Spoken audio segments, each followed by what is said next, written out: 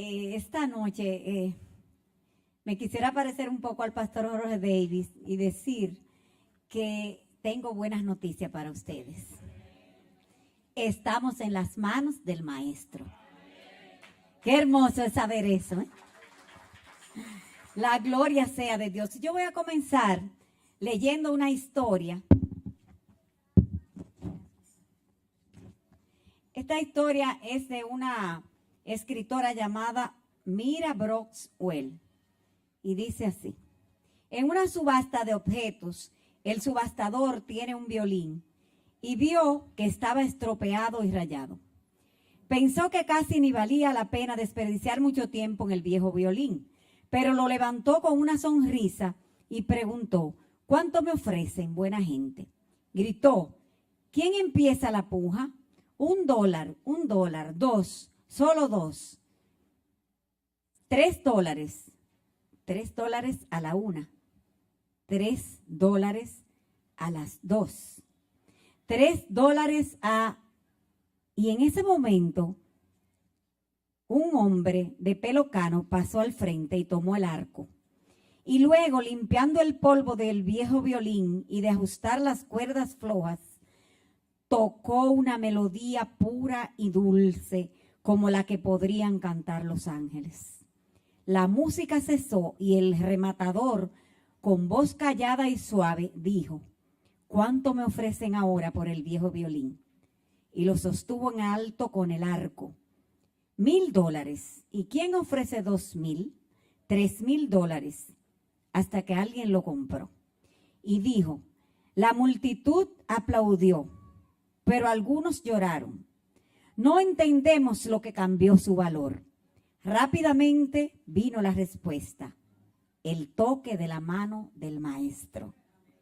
Y muchos hombres con la vida desafinada y estropeados y rayados por el pecado se ofrecen baratos a la multitud insensata, como aquel viejo violín. Un plato de lentejas, una copa de licor, una apuesta, un momento de placer. Y él se va a la una, se va a las 2 y a las casi vendido.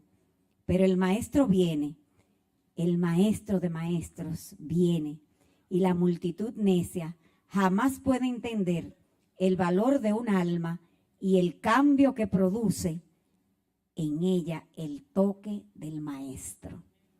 Esa es una historia preciosa porque, ¿saben? El Maestro es Jesús. Esta historia nos sugiere a nosotros el testimonio que podría ser dado por cada uno de nosotros aquí. Antes de conocer a Jesús, nosotros éramos como ese violín, estropeados por el pecado, sucios, sin melodía, hasta que en la subasta en que vivíamos de nuestra vida de pecado, el Maestro nos compró con precio de sangre. ¿Y sabes qué? Nos dio valor. Cuando pasamos ahí a esas manos, cambiamos de valor.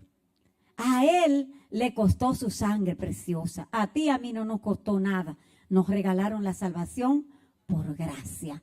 Entonces, día de buenas noticias. Es día de nosotros saber, apreciar que esa salvación tenemos una vez más que ocuparnos de ella y agradecer y bendecir al Señor por esa gracia que nos ha dado.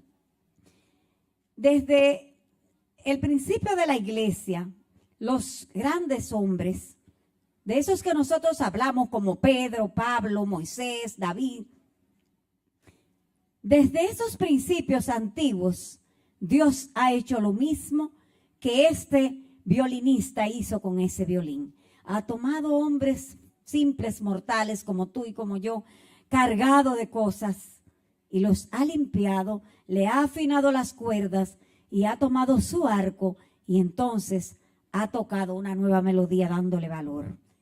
Vamos esta noche a hablar de uno de esos grandes hombres. Vamos a hablar del apóstol Pedro. Este santo varón tuvo una vida llena de altibajos, antes y aún después de caminar con el Señor, como tú y como yo. Nosotros tenemos altibajos y en este caminar muchas veces caemos, pero el Señor siempre nos levanta. Pedro fue llamado por Jesús siendo pescador para ser convertido en apóstol y pescador de hombres. Vamos a ver eso en Mateo 4, del 18 al 20. Esta escena se desarrolla como muchas veces en la Biblia junto al mar de Galilea. Y dice así, que vio Jesús, andando Jesús junto al mar de Galilea, vio a dos hermanos, Simón, llamado Pedro, y Andrés su hermano, que echaban la red en el mar porque eran pescadores. Y les dijo, venid en pos de mí y os haré pescadores de hombres. Entonces ellos entonces dejando al instante las redes, le siguieron. Es una bonita historia porque ellos, si ustedes se fijan, ellos estaban haciendo su trabajo y ellos no le preguntaron al Señor, ¿por qué tú nos llamas? ¿Para dónde vamos? ¿Qué vamos a hacer? ¿De qué vamos a vivir? Nosotros todo lo que hacemos es pescar. Entonces, ¿de dónde va a venir el sustento de nuestras familias, de nuestras casas? No le preguntaron absolutamente nada al Señor. Dice la palabra, como vimos ahí, que simplemente ellos dejaron la red y le siguieron. Pero sin embargo, nosotros pensamos que cuando estos hombres recibían el llamado del mismo Jesús, porque yo pienso, si nosotros hubiésemos escuchado la voz de Jesús, su voz audible, así, ¿cómo sería? ¿Cómo hubiese sido ese momento? ¡Wow! Eso debe haber sido algo tremendo. Sin embargo, ellos que eran pescadores, eran hombres comunes como nosotros, y Dios se le mostró en ese momento en que Él vino en su naturaleza humana a la tierra, siendo 100% Dios, 100% hombre. Y entonces trató con estos hombres que como tú y como yo tenían muchas cosas, múltiples defectos. Eran así mismo como somos nosotros. Sin embargo, a Él le plació levantarlos. Aquí nosotros vamos a iniciar a establecer las primeras similitudes que tenemos muchos de nosotros con Pedro. Pues tenemos, primero, múltiples defectos. ¿Sí o no? Pero Jesús nos ha llamado igual que a ellos. Y en este año nos ha hecho otra vez un llamado todavía más directo y nos ha dicho, levántate y ponte de pie. Nos ha llamado a levantarnos, a ponernos de pie y hacer, no es para que estemos mirando para arriba, ni solamente para que estemos gozándonos como ahí estábamos gozándonos, adorándonos. Nos ha dicho que nos levantemos y nos pongamos de pie para ser testigos y siervos y testigos de su gracia. Quiere decir que nos ha llamado a levantarnos para que vayamos allá afuera a decirle a otro lo que Él ha hecho por nosotros, a abrir los ojos de los que ni siquiera le conocen, a buscarlos a aquellos que están perdidos para que se conviertan de las tinieblas a la luz y de la potestad de Satanás a Dios. Si usted quiere leerlo mucho mejor, porque estoy parafraseando, usted puede leerlo allí. Ahí está el mandato que nos dieron a cada uno de nosotros por nuestro nombre. No fue una cosa especial para un grupo o para otro, o para el líder de evangelismo o para el líder de alabanza. Fue para toda la iglesia puerta abierta. En otras palabras, igual que a Pedro, Dios nos ha mandado a ser pescadores de hombres. Analicemos esos defectos que Pedro tenía porque es necesario que conozcamos en qué cosa él fallaba para nosotros evitarlas. Dice que él era impulsivo, vanidoso, conflictivo, se creía mejor y más santo que los demás, era legalista, confiaba en sí mismo y como era sabio en su propia opinión, él creía siempre tener una mejor idea. Eso no se describe así textualmente en la Biblia, ¿eh? Eso se infiere a través de la lectura de la palabra, de cuando él hablaba, cómo se expresaba. Porque saben, hermanos, una mata de mango, cuando está creciendo, no se conoce fácilmente, pero cuando tiene fruto, todo el que pasa por ahí sabe que esa mata es de mango. ¿Por qué? Porque la Biblia claramente lo dice, que por sus frutos lo conoceréis.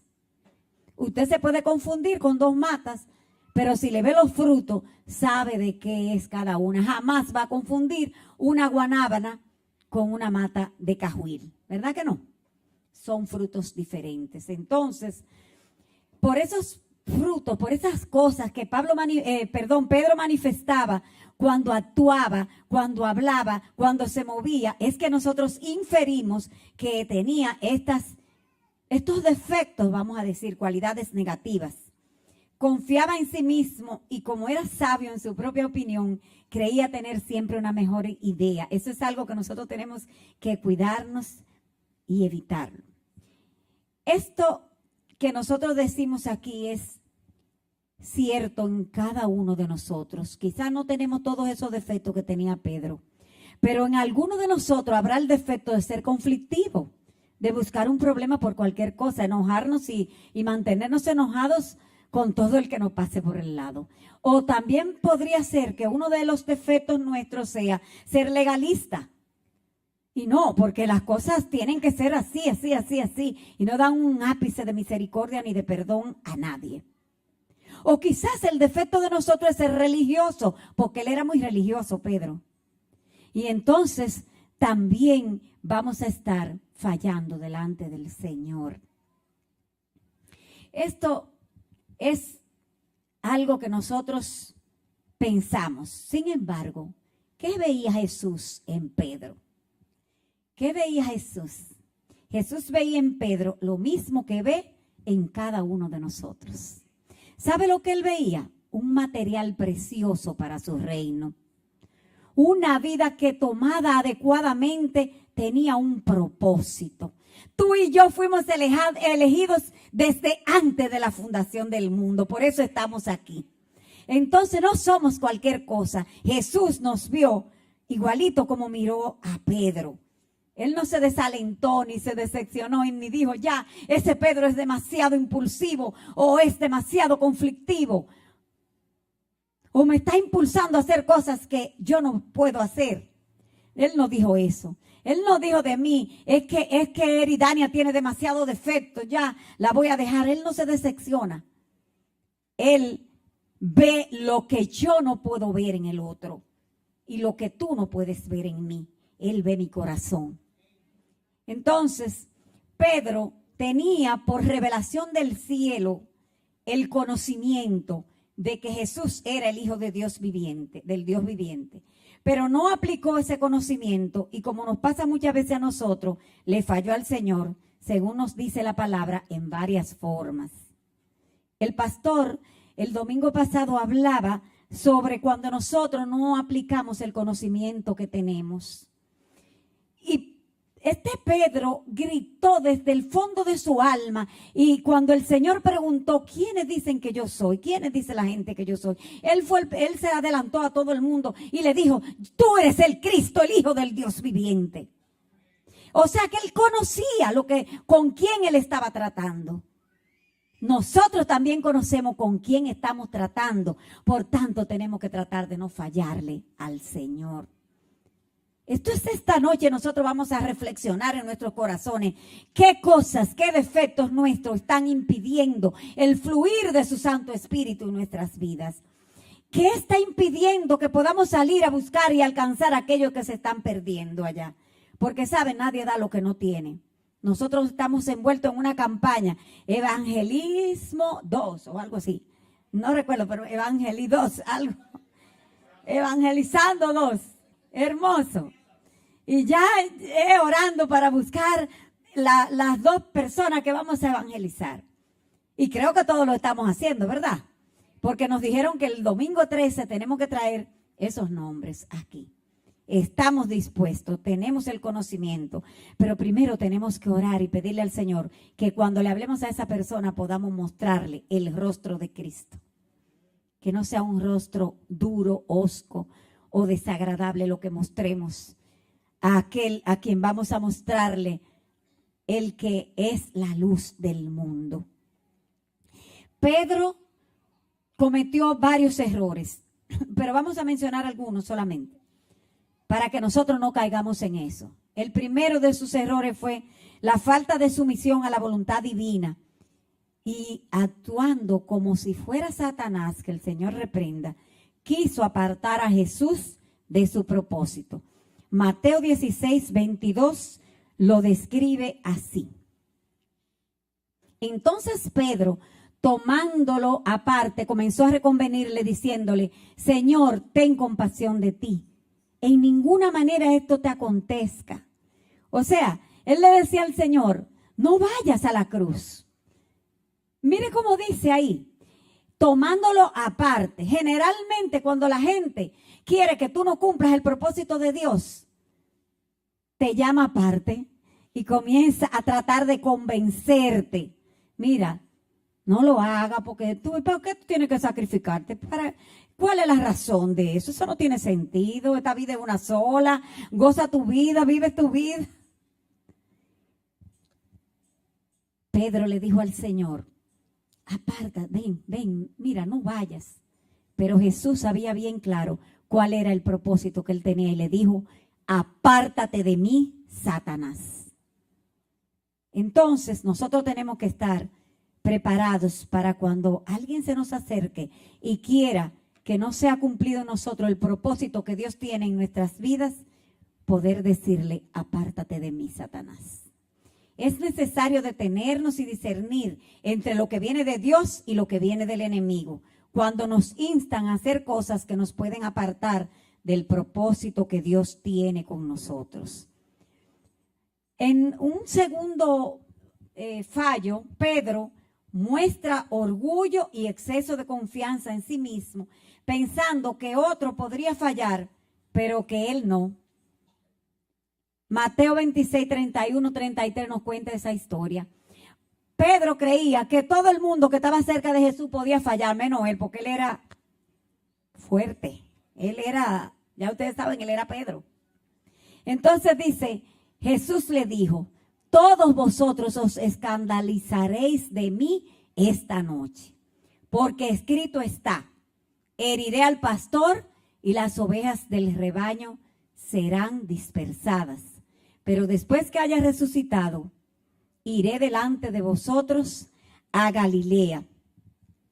Respondiendo Pedro le dijo: aunque todos se escandalicen de ti, yo nunca me escandalizaré. Entonces Pedro creía que él estaba preparado, que aunque todo el mundo le fallara al Señor, él no le iba a fallar. Pero ¿sabe? Se equivocó. Se equivocó Pedro, lamentablemente, porque cualquiera de nosotros puede fallarle al Señor. Por eso nunca podemos estar así como tan seguros de nosotros mismos. Nosotros tenemos que depender del Señor.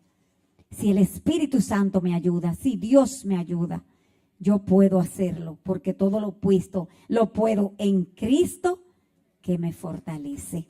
En Él es que podemos hacer las cosas.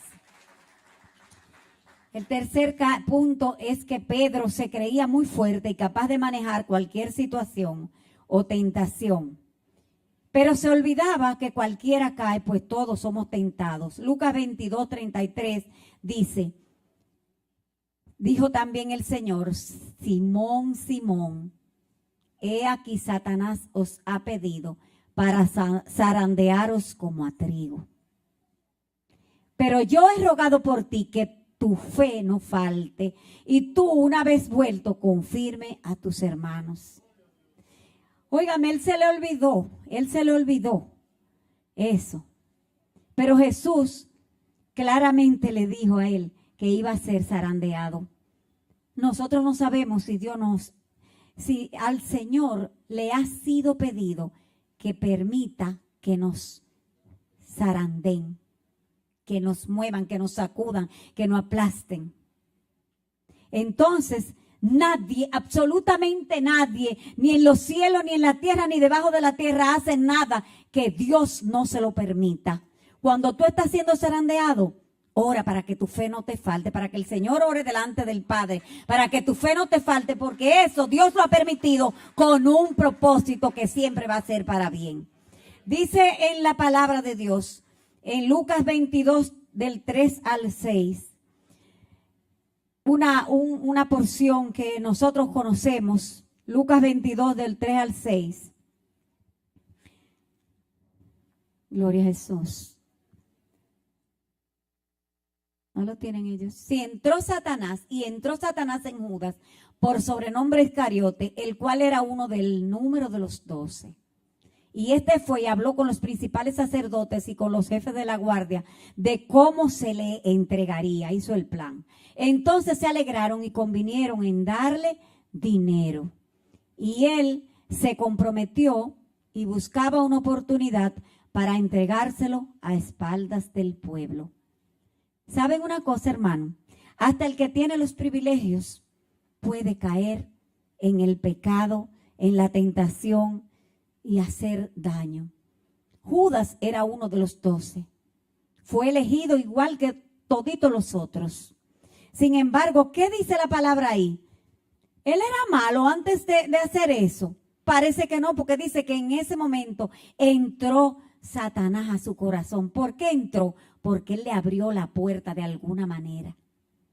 De alguna manera le abrió puerta.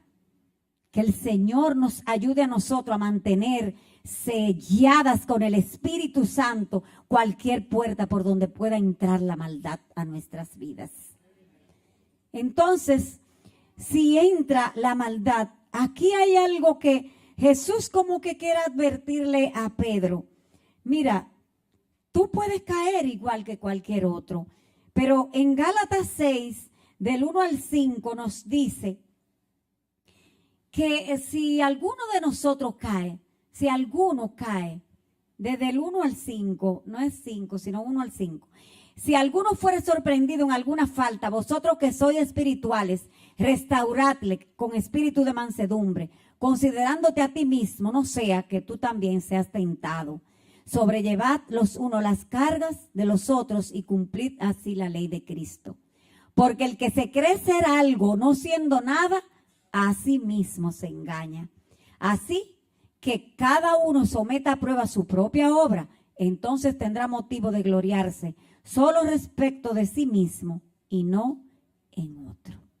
Porque cada uno llevará su propia carga. Esa es la misión de nosotros, restaurar, levantar, dice la palabra de Dios ahí. Si nosotros nos consideramos espirituales, no podemos tratar las cosas como si fueran cosas del mundo.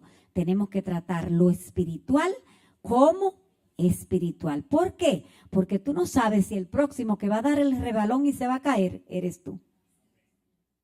Pedro se creía muy seguro y le decía al Señor, aunque todos se escandalicen, yo no te voy a fallar. Sin embargo, nosotros sabemos lo que pasó después, ¿verdad? Cuando lo negó no una, sino 3 veces. Los defectos de Pedro se unieron a otros elementos que precipitaron su caída. Por lo que nosotros debemos estar advertidos hoy y evitar caer en el mismo modo que Pedro. Primero, Pedro descuidó la oración. Dice la palabra en Lucas 22, 45 al 46, que en el huerto de Getsemaní Jesús se llevó a sus discípulos, ¿verdad? ¿Y qué pasó ahí mientras Jesús se adelantó un poquito más a orar? Que se durmieron toditos. No pudieron velar con el Señor 1 hora. Hermanos, no podemos descuidarnos con la oración, porque de lo contrario se precipita cualquier caída en nuestras vidas. Y más, déjenme decir una cosa, todo en la vida tiene una aplicación en el mundo espiritual. Si un niño pequeñito se cae, ¿ustedes creen que fácilmente se les rompe un hueso? No, porque esos huesos son todavía más cartílago que otra cosa. Pero si me caigo yo, sabrá Dios los días que van a durar. Mire que me han salido bastante buenas mis piernas, aún tan delgadas como son, ¿verdad? Pero ¿saben una cosa? Si se me rompe una, difícilmente vuelve a unirse. Entonces, tenemos que tener cuidado lo más viejo, ¿eh? Siempre digo eso. Lo más viejo tenemos que agarrarnos con uña y diente del Señor para no fallarle, porque nosotros no sabemos ya. Los jóvenes pueden vivir mucho, pero los viejos ya estamos más cerca de ver el rostro del Señor. Y si lo queremos ver, tenemos que mantenernos firmes. Lo segundo fue que Pedro actuó sin consultar al Señor, hiriendo a un siervo del sumo sacerdote. Eso fue en el huerto. Ustedes saben que cuando ya lo fueron a buscar, la cita está en Juan 18, verso 10. Dice, entonces Simón Pedro, que tenía una espada, la desenvainó e hirió al siervo del sumo sacerdote y le cortó la oreja derecha, y el siervo se llamaba Malco. ¿Saben qué? Él no preguntó al Señor, ¿tú quieres que yo te defienda? Vamos a pelear con las armas. Lo que pasa es que Pedro era un cananita, y los cananitas eran así, violentos. Estaban siempre como en guerra, era un revolucionario. Él siempre estaba discutiendo, siempre tenía la teoría en la boca ahí para discutir y para ganar también, porque sabía mucho. Entonces, dice que lo tercero fue que Pedro se apartó y siguió a Jesús de lejos. Siguió a Jesús de lejos, perdiendo el sentido de compromiso que tenía con Jesús y con sus compañeros. Vamos a poner ahí a Lucas 22, del 54 en adelante. Dice, y prendiéndole le llevaron y le condujeron a casa del sumo sacerdote, y Pedro le seguía de lejos. ¿Qué le indica a ustedes que Pedro le seguía de lejos? ¿Qué le sugiere? Que tenía miedo, que él no quería que lo identificaran, ni quería mezclarse, quería estar de lejitos, ¿verdad? Por si acaso. Pedro hizo otra cosa también.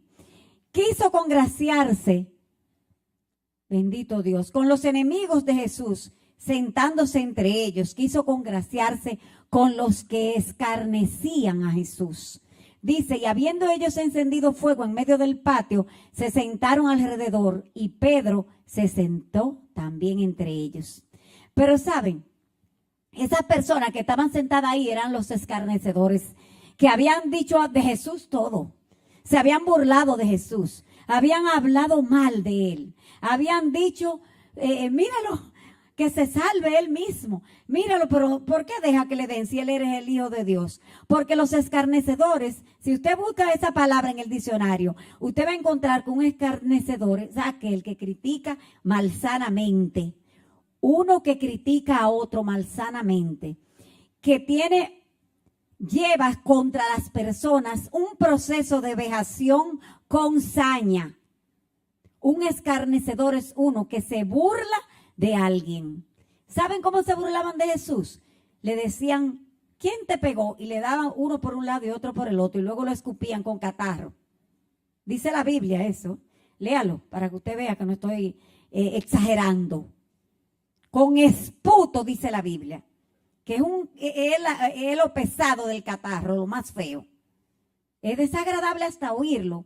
Imagínese sentirlo en su cara. Y eso lo pasó el Señor por ti y por mí, el Rey del cielo.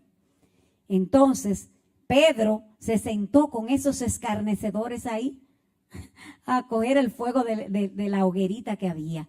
Pero dice que él no rectificó a tiempo, sino que negó conocer a Jesús.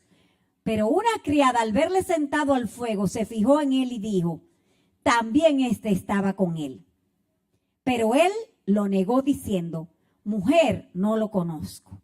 Un poco después, viéndole, otro dijo, tú también eres de ellos. Y Pedro dijo, hombre, no lo soy.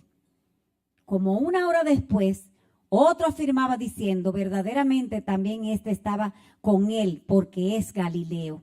Y Pedro dijo, hombre, no sé lo que dices. Y enseguida, mientras él todavía hablaba, el gallo cantó. Ustedes saben la historia del gallo, ¿verdad? Que ya el Señor le dijo que antes de que el gallo cantara 2 veces, él lo iba a negar 3. Tremendo eso. Bendito sea el Señor. Jesús no le impidió a Pedro ninguna de estas acciones. Él pudo habérselo impedido, pero no se lo impidió. Él tenía el conocimiento, él tenía que apartarse. Pero como él no lo hizo, Jesús no se lo impidió, porque el Señor nos da a nosotros lo que se llama libre albedrío para actuar. Dice, no le impidió a Pedro ninguna de estas acciones, ni en el huerto, ni en su conducta posterior. Él conocía su carácter e hizo lo que dice en Lucas 22 que leímos ahorita, que él le dijo a Pedro, voy a orar por ti. Oró por él. Lo amonestó cuando Pedro insistía en hacer daño a los demás, como en el caso que habla Lucas 22, entre el del verso 37 y 38, que dice que insistían en que si atacaban a los soldados, que quería que hicieran, el Señor le tuvo que decir, basta. Ya no me hablen más de eso. Le he dicho que no es así. El Señor sabía y había hablado claramente con ellos de todo lo que iba a ocurrir. Ellos tenían el conocimiento.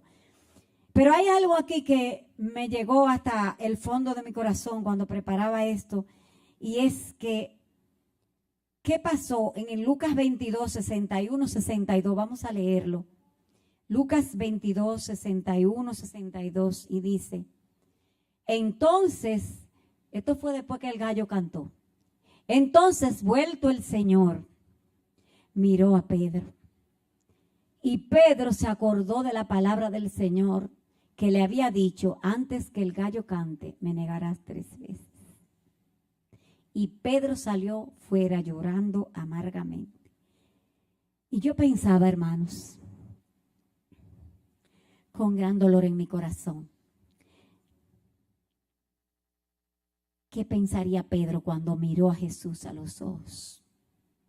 Dice que él se sintió herido, se sintió avergonzado.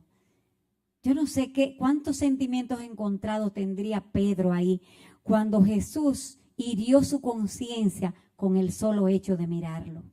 Jesús no le dijo nada, no lo regañó, no lo insultó, no le dijo nada, solamente lo miró. Pero cuando nosotros fallamos, que Jesús nos mira, ¿qué sentimos en nuestro corazón? Queremos justificarnos delante de Dios y decir, no, eso no fue así. Queremos culpar a otros de nuestro pecado, de nuestro fallo. O simplemente hacemos como Pedro, que lloró amargamente en señal de arrepentimiento. Dice que Pedro lloró amargamente, vivió las consecuencias de su pecado. Pero ¿saben? Él cayó en una etapa de tristeza, de desaliento. Y aun cuando él se reunió con los otros, estuvieron en el aposento, vieron a Jesús resucitado, Pedro siguió triste, porque no podía olvidar su falta. Entonces, ¿qué hizo Pedro? Dice la palabra que volvió otra vez a su pesca. Fue a eso que lo mandaron a él. A él lo mandaron a pescar hombres. Pero él desatendió sus responsabilidades. Esas responsabilidades que le habían sido dadas por el mismo Jesús, de ser pescador de hombres. Y él lo dejó. ¿Saben por qué, hermano? Porque las cosas no le salieron a Pedro como él creía o como él quería.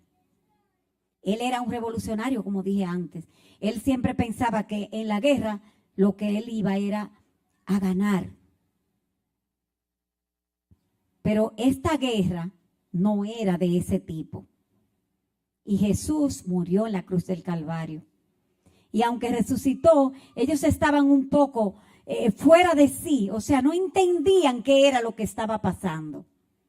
Entonces, Jesús, que conocía el potencial de Pedro, no lo deja ir muy lejos dentro del lago. No lo deja ir muy lejos en la barca y se aparece ahí, en la playa, ¿verdad? Y Pedro lo mira de lejos, ¿verdad? ¿Y qué hizo Pedro? Se vistió primero, se dio cuenta que estaba desnudo, ¿verdad? Y cogió y se vistió y se tiró al agua cuando se dio cuenta que era el maestro. El Señor sabía que Pedro había llorado de arrepentimiento. El Señor sabía que Pedro estaba arrepentido de lo que había hecho. El Señor sabía que sus lágrimas no eran falsas, ni eran por vergüenza. Él sabía que debía iniciar un proceso en la vida de Pedro el proceso de la restauración. Porque saben, nosotros tenemos un Dios bueno, un Dios justo, un Dios que no nos deja caído, un Dios que nos levanta, que nos restaura, un Dios que nos enseña a nosotros a ser misericordiosos, un Dios que nos dice que cuando alguien cae es como si nosotros también hubiésemos caído. Un Dios que nos ayuda y que no nos deja agobiados en el suelo. Jesús coge y habla con Pedro. Y luego, también en una madrugada, porque los gallos cantan de mañana, ustedes sabían eso. Los que somos del campo aquí sabemos eso. El gallo cantó en una mañana que fue triste. Pero ahora, en esta mañana, el Señor apela al mayor defecto que Pedro tenía, que era el orgullo, y lo cambia de oficio. Y le dice ahora que tú vas a ser pastor de las ovejas. Primero era pescador de hombres, pero ahora el Señor le cambia al oficio. El pescador tenía más posibilidades económicas. Ese era un pueblo donde vivía toda la riqueza mayor que había, era esa, la pesca. Pedro tenía su barca, tenía sus redes. Eso lo dice la Biblia, ¿verdad? Ahora le quita el Señor la barca, las redes, los peces, y manda a Pedro, que no ha visto cómo se cuidan las ovejas todavía, ni nada de eso. Él lo vería, sí, pero no era ese su oficio. Entonces, para que tú sepas que tienes que depender totalmente de mí, que tú no sabes ni siquiera lo que vas a hacer, yo te voy a poner ahora en un oficio que tú desconoces, un oficio que es sacrificial, que son las 24 horas del día que un pastor tiene que estar cuidando las ovejas. Yo te voy a poner a ti a cargar esas ovejas de un lado para otro para que busques el pasto y las aguas adecuadas para ella. Yo te voy a poner detrás de unas ovejas que no huelen bonito,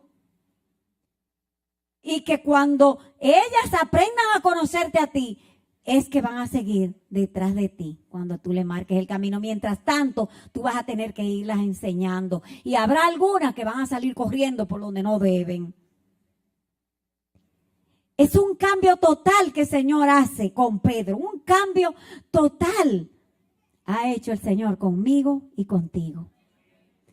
Y si no, estás en el proceso, no te desesperes, que Él lo va a hacer. ¿Saben? Ese mismo Pedro que desobedeció y que negó al Señor y que era impulsivo y que era esto y todo lo que hemos dicho de pobre Pedro, ya casi le tengo pena.